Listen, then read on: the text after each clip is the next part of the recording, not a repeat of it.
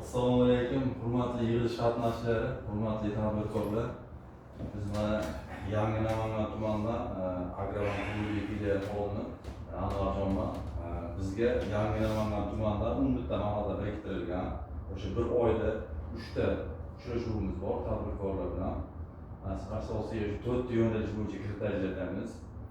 Birinchisi biznesga birinchi qadam, 1 yil muddatga uzun band qiladi. Uzun band qilgan odam ishsiz fuqaro bo'ladi. Kamida 2 oy ishsiz bo'lishi kerak. Uzun bandga 375 ming to'lov bor. U 1 yil stajga o'ziga o'tadi. Uni 1 yil muddatga 25% dan 5 milliongacha kredit qilib beramiz. O'sha biznesga birinchi qadam deydi nomini. Biznesni yangi boshlamoqchi bo'lgan jismoniy shaxsga. Ikkinchi kreditimiz mahalla loyihasi. Buni 4 yil muddatga 6 oy imtiyozlar bilan beramiz. Uchinchisi mahalla loyihasi, ikkinchisi mahalla biznesga ko'makda. U biznesga ko'mak 4 yil muddatga beramiz, 6 oy imtiyozli davr bilan.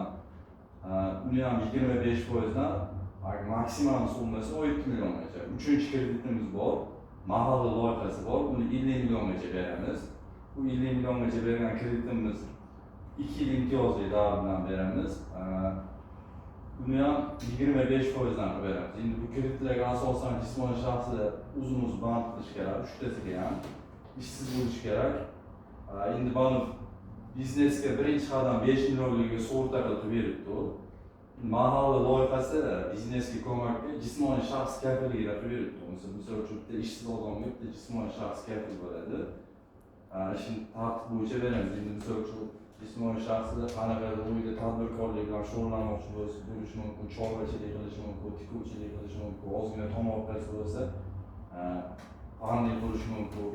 Mana shu maqsadlar bo'yicha beramiz. Birinchi kreditimiz bor, YTTlarga, MCJlarga garovli 300 milliongacha beramiz. Garovsiz kafillik asosida, sug'urta depozit kafilligi asosida 100 milliongacha beramiz. Uni tuman toifasidan kelib chiqib beramiz. Bizni Yangi Namangan tuman birinchi toifa bo'lganligini hisobiga 23% dan beramiz.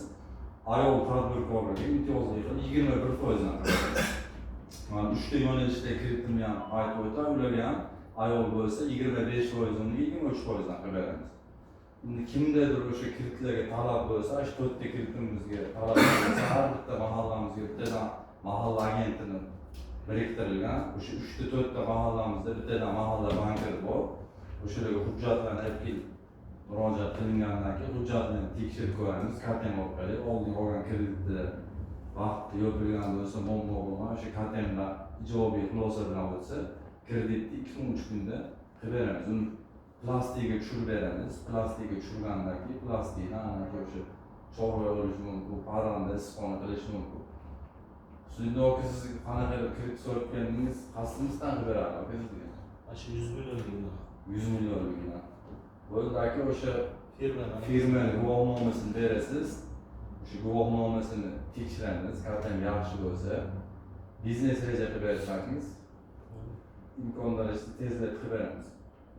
Abror aka, sizga mahalla loyihasidan dedingiz-a? Bo'ldi aka, siz ham hujjatlarni taqdim qilsangiz, tezlatib qilib beramiz aka sizga. Kimda savollar bo'lsa, imkonlar rejasida qilib beramiz. Har bitta mahallamizga agentga bo'lib murojaat qilinadi, tezlashtirib qilib beramiz.